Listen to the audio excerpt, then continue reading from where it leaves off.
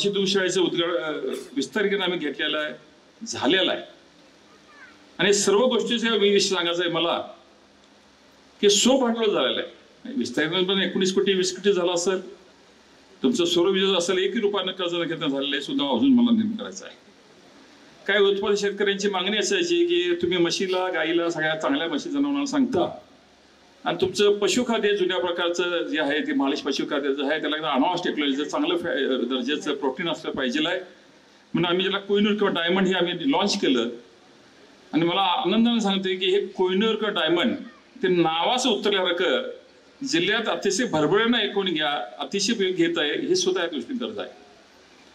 गेली 2 वर्षे किंवा 2.25 वर्षे आम्ही आज अखेर पशुखाद्य दर वाढलेला नाही. उत्पादकात सगळ्यात मोठा पाहिजे आम्हाला काय असायचा की तुम्ही इकडे कुठं दूध वाढवून देता, म्हशीला गाईला देता वाढून आणि 8-15 दिवसांनी तुम्ही उत्पादकाची पशुखाद्य दर वाढवता आणि आमचा मेळ कसं त्याच्या तक्रार असते. हे 2 वर्षात आम्ही वाढवले आणि आज आश्वासित होते व्यासपीठावर. पुढच्या मला वाटते आणि वर्षभर सुद्धा मी दर वाढवणार नाही हे सुद्धा उल्लेख करणार. उत्पादकाची आम्ही काळजी घेतलेली आहे. आम्हाला उत्पादकाचं उत्पादन खरंच महत्वाचं आहे आणि आमच्या ताळेबंदावर विचार करतोय काय मान्यता आमच्या नेत्यांची आम्हाला घ्यायची आहे. मला असं बोलताना बंधन नाही पण पशुखाद्य दर असं तुम्हाला आश्वास देतो. यानंतर आम्हाला काय संचालक बोर्डाने आम्ही काही विचार मांडलेले आहेत त्याचे अंतिम विचार आम्हाला संध्याकाळी आज मान्यता मिळेल दोन्ही नेत्यांची.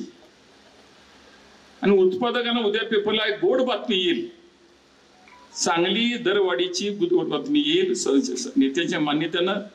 एवढंच मी निश्चित बोलतो. मला थोडंसं बंधन आहे की मान्यता घेऊनच आम्हाला बोलावं लागते म्हणून मी मोगम बोलतो. पण स्वर्गीय साहेबांचा एक मला आनंद आहे. पुणे त्या औषध साधून पुणे दिलेला आणि त्यांचा एक ध्यास असायचा. माझ्या म्हशी गाई विजय शेतकऱ्या आमच्या भगिनींचं बोला, माझ्या शेणाची किंमत काढा ही कायम त्यांचं भाषण असायचं. उत्पादकाच्या शिवाय ते बोलायचे नाहीत, दरासह बोलायचे नाहीत आणि संघाच्या संस्थेत बोलायचं कारण नाही.